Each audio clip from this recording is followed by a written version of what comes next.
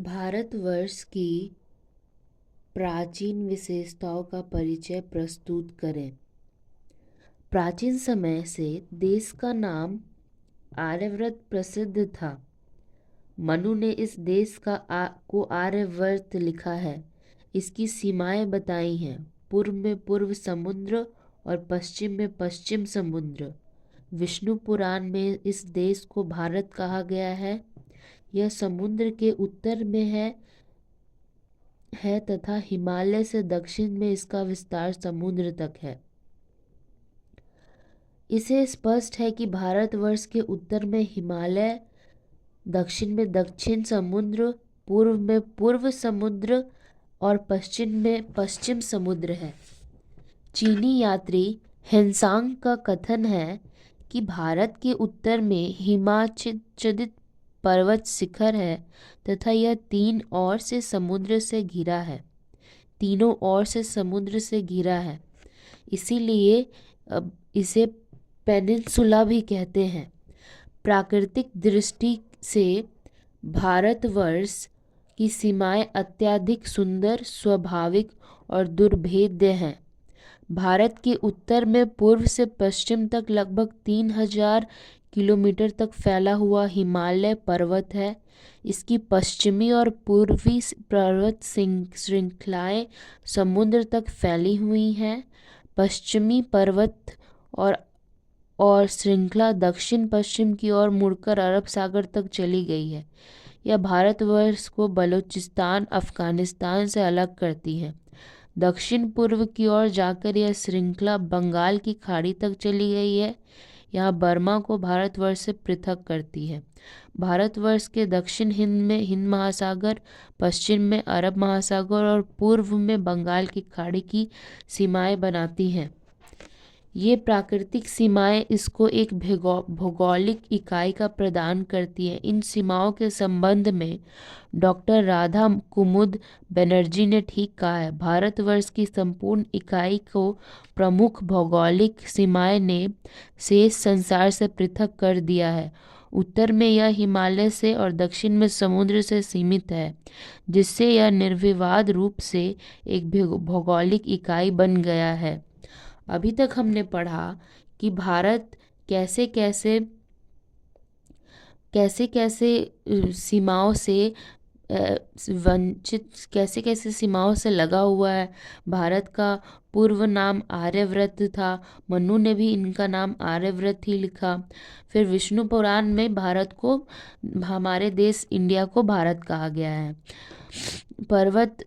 पूर्व में पर्वत श्रृंखलाएं हैं। पश्चिम में अरेबियन सी है और जो आपका पूर्व में बंगाल की खाड़ी है और दक्षिण पूर्व और बलूचिस्तान अफगानिस्तान से हमें अलग किया गया है। हिमालय है।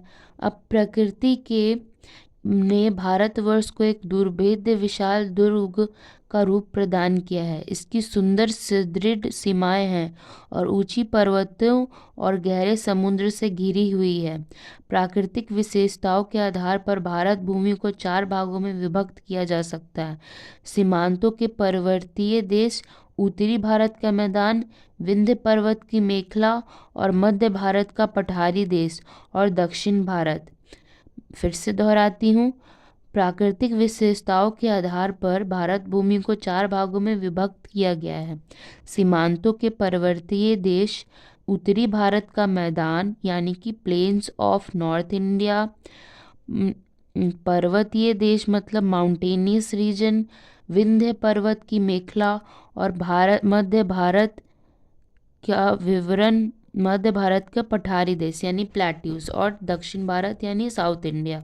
इनका संक्षिप्त विवरण देना समुचित होगा। सीमांतों के पर्वतीय प्रदेश, भारतवर्ष के उत्तरी सीमांत पर पूर्व से पश्चिम तक विस्तृत लगभग 3000 किलोमीटर लंबी और किलोमीटर चौड़ी दुर्गम हिमाच्छादित हिमालय पर्वत की श्रृंखलाएं हैं। 3000 किलोमीटर लंबी पर्वतीय श्रृंखला है। फिर और उत्तरी सीमांत पर ये पर्वतीय श्रृंखलाएं हैं। पर्वतीय देश पर्वतीय देश होते हुए भी हिमालय का यह भूभाग अनेक स्थानों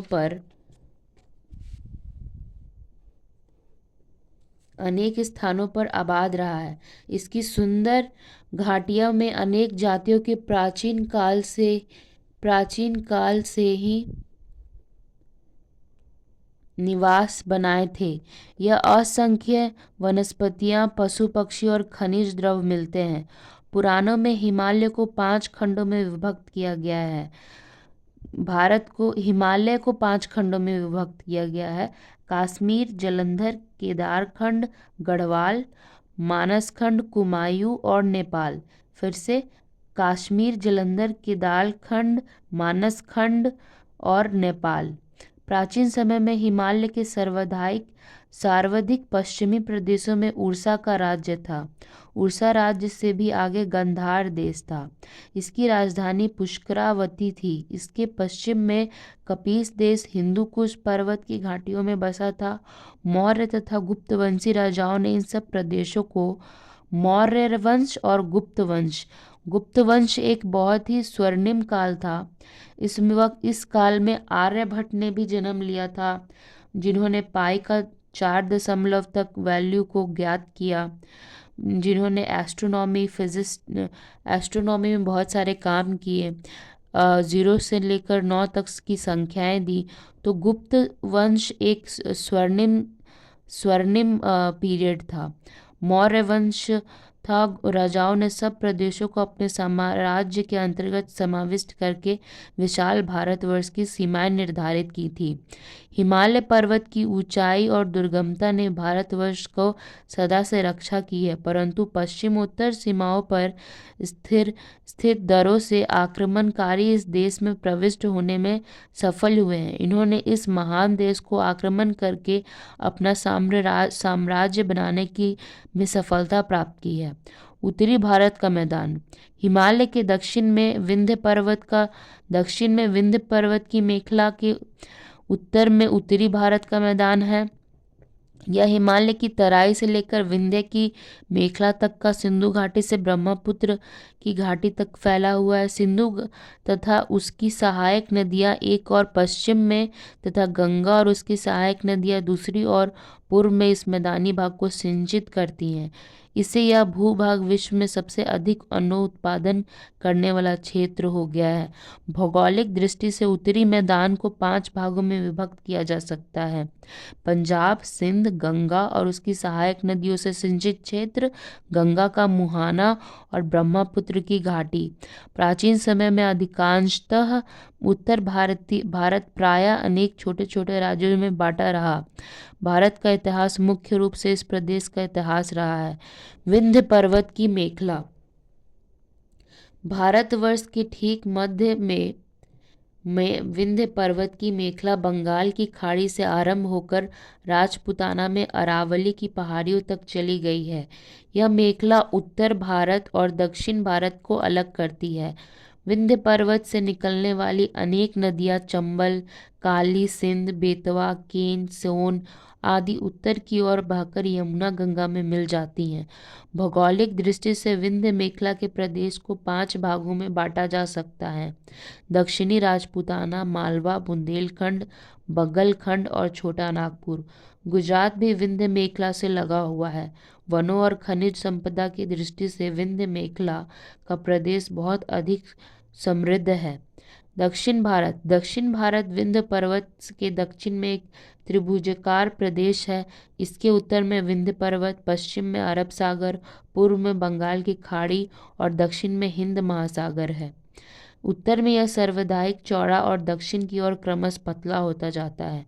अंत में कुमारी अंतरीप में दोनों भुजाएं मिलकर कोण बनाती हैं।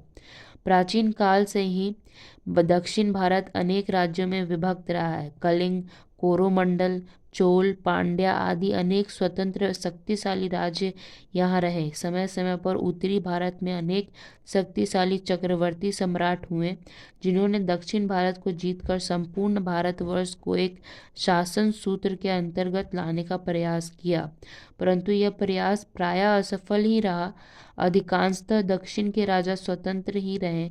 अंग्रेजी शासन में ही सारा भारतवर्ष एक शासन के अंतर्गत आ सकता था। भौगोलिक दृष्टि से लंका द्वीप और भारत सांस्कृतिक दृष्टि से भी बहुत समीप रहा है। तथापि अति प्राचीन काल से लंका द्वीप की स्वतंत्रता सत्ता बनी हुई है।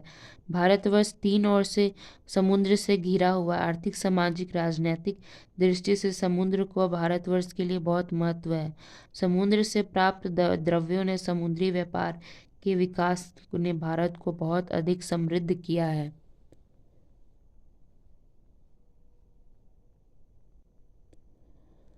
राजनीतिक दृष्टि से 1947 में भारतवर्ष का विभाजन हुआ तो पश्चिम में पश्चिमी पाकिस्तान, पंजाब, सिंध सीमा प्रांत तथा पूर्व में पूर्वी पाकिस्तान बना, किंतु पूर्वी क्षेत्र तब अब स्वतंत्र बांग्लादेश हो गया है। तथापि प्राचीन समय से यह सारी भारत भूमि एक ही थी। अंततः इसका समग्र वर्णन ही यहाँ किया गया है।